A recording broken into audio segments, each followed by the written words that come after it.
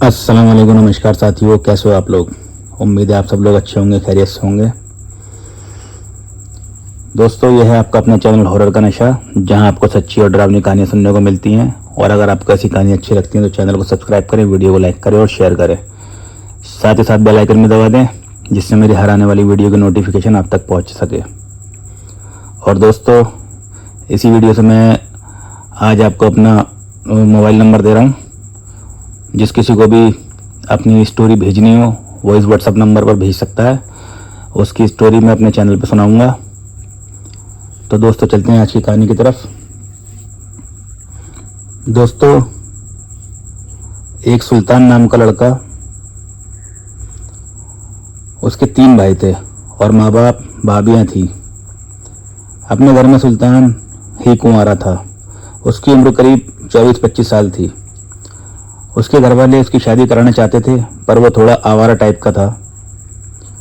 उसे अपने दोस्तों के साथ घूमना फिरना काफ़ी पसंद था। जिस गांव में वो रहा करता था, वहाँ लोग अंधेरा होते ही घरों में चले जाया करते थे। रात को कोई भी बाहर नहीं निकलता था, पर सुल्तान देर रात तक बाहर घूमता रहता था। उसके कई दोस्त दूसरे गाँव में रहा करते थे।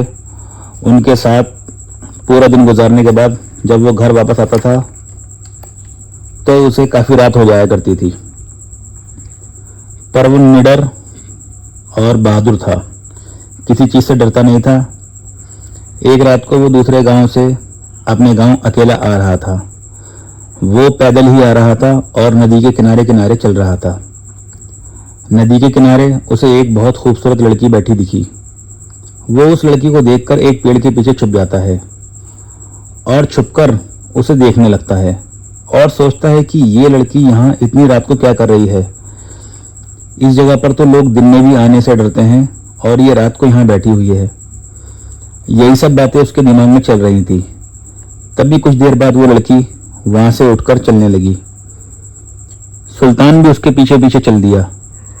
चलते चलते वो गांव के बाहर के कब्रिस्तान में चली गई और सुल्तान भी उसके पीछे पीछे कब्रिस्तान में दाखिल हो गया। वो चलते चलते कब्रिस्तान से बाहर निकली और कब्रिस्तान के बराबर में एक खंडर सा पुराना मकान था, उसमें जाने लगी। सुल्तान भी उसके करीब चल रहा था। तभी वो लड़की सुल्तान की तरफ पलटी और बोली कि अब मेरा घर आ चुका है, तुम वापस जाओ। कहीं मेरे बाबा ने देख लिया तो तुम्हें मार डालेंगे, वो बहुत गुस्से वाले हैं। सुल्तान बस उसकी खूबसूरती में खोया हुआ था। उसको कुछ समझ नहीं आ रहा था कि वो क्या बोले।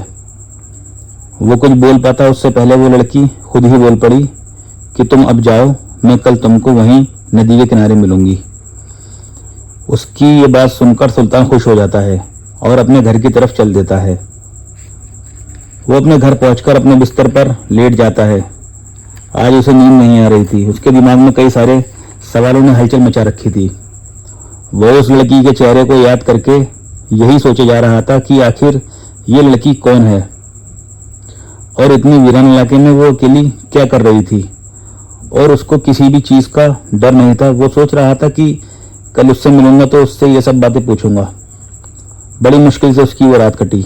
अगले दिन बस वो रात होने का इंतज़ार करता रहा और शाम के वक्त ही उसी जगह जाकर बैठ गया जहाँ वो लड़की पिछली रात को बैठी थी दिखी थी। रात हो चुकी थी। सुल्तान को बैठे बैठे काफ़ी वक्त बीत चुका था। वो सोचने लगा, कल जो हुआ था वो सच भी था या मैंने कल कोई सपना देखा था। तभी उसके कानों में किसी के आने की आहट सुनाई देती है और खुद कुछ ही देर में वो कल रात वाली लड़की उसके सामने आ जाती है। सुल्तान उसे देखकर बहुत खुश हो जाता है और उससे उसका नाम पूछता है। वो उसे अपना नाम आसमा बताती है। सुल्तान उससे पूछता है कि तुम इतनी रात में यहाँ आती हो, तुम्हें डर नहीं लगता। वो कहती है कि दिन में मेरे बाबा मुझे घर से निकलने नहीं देते, वो गुस्से के बहुत तेज हैं। तो रात को जब वो सो रहे होते हैं तब मैं टहलने के लिए घर से निकल जाती हूँ। तो सुल्तान उससे पूछता है कि कब्रिस्तान के बराबर में जो खंडर है, तुम लोग उसमें कब से रह रहे हो। वो बताती है कि हम लोग उसमें काफ़ी वक्त से रह रहे हैं। अब धीरे धीरे दोनों में कुछ बातचीत होती है। दोनों एक दूसरे से मोहब्बत करने लगते हैं। एक दिन सुल्तान की थोड़ी तबीयत खराब थी तो उस दिन वो आसमा से मिलने नहीं जा पाया वो रात को घर में ही सो रहा था। सुल्तान का जो कमरा था उसकी खिड़की गली की तरफ खुलती थी। रात के करीब 2 बजे किसी ने खिड़की को खटखटाया। सुल्तान ने खिड़की खोलकर देखा तो बाहर अंधेरे में आसमा खड़ी थी। आसमा को देखकर सुल्तान हैरान रह गया, क्योंकि इतनी रात में उस गांव में कोई मर्द भी घर से नहीं निकलता था। ये तो एक लड़की होकर इतनी रात में आ गई, और इसे मेरे घर के बारे में बताया किसने? क्योंकि सुल्तान ने उसे अभी तक अपना घर नहीं दिखाया था। सुल्तान ने आसमा से पूछा, आसमा तुम इतनी रात को यहाँ कैसे आ गई? आसमा ने उसे कुछ दवाई दी और कहा कि तुम्हारी तबीयत खराब है ना, इसलिए तुम्हारे लिए दवाई ले आई हूँ। पर तुम्हें कैसे पता चला मेरी तबीयत खराब है? तो आसमा ने कहा, पहले तुम दवाई खा लो, मैं बाद में बताती हूँ।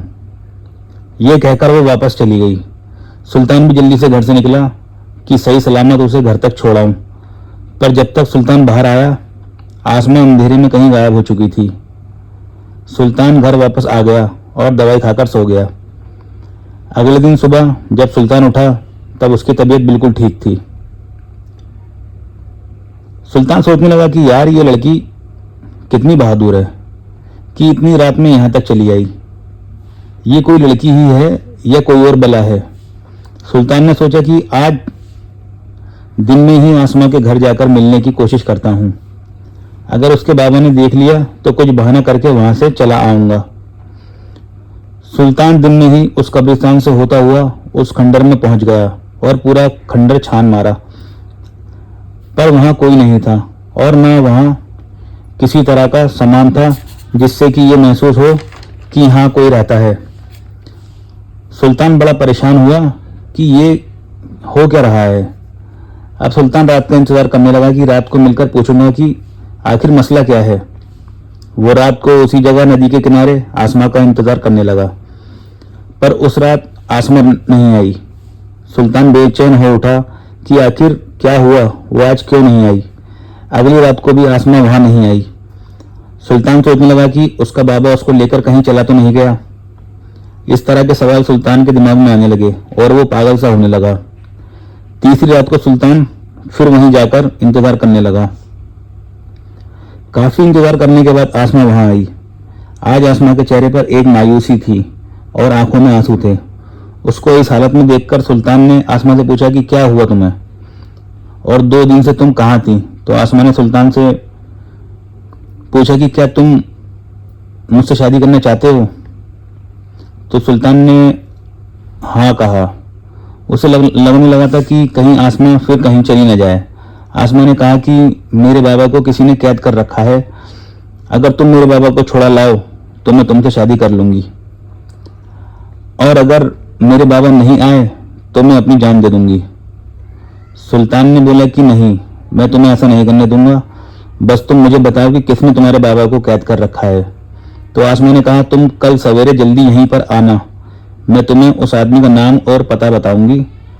तुम अभी घर जाकर आराम करो।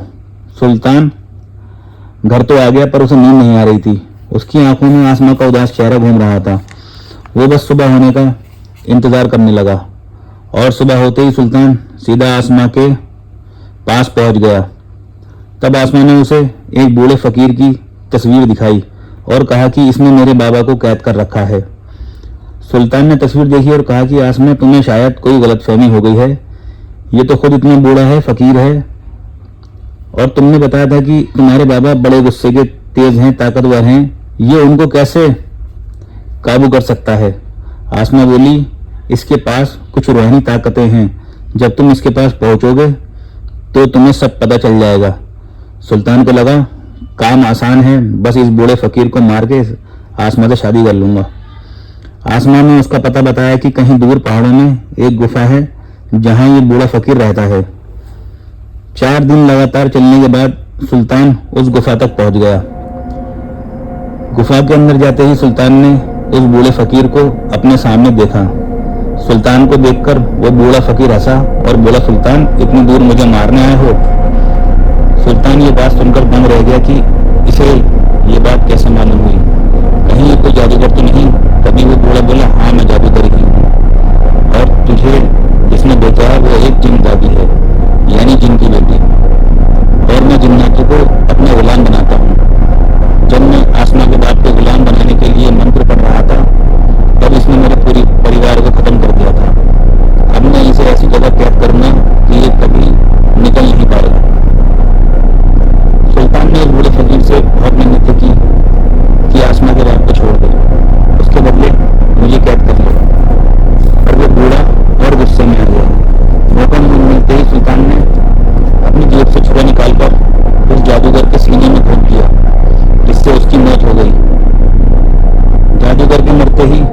गुफा में तेज धूल भरी आंधियां चलने लगी, जिसमें सुल्तान को कुछ दिख नहीं रहा था।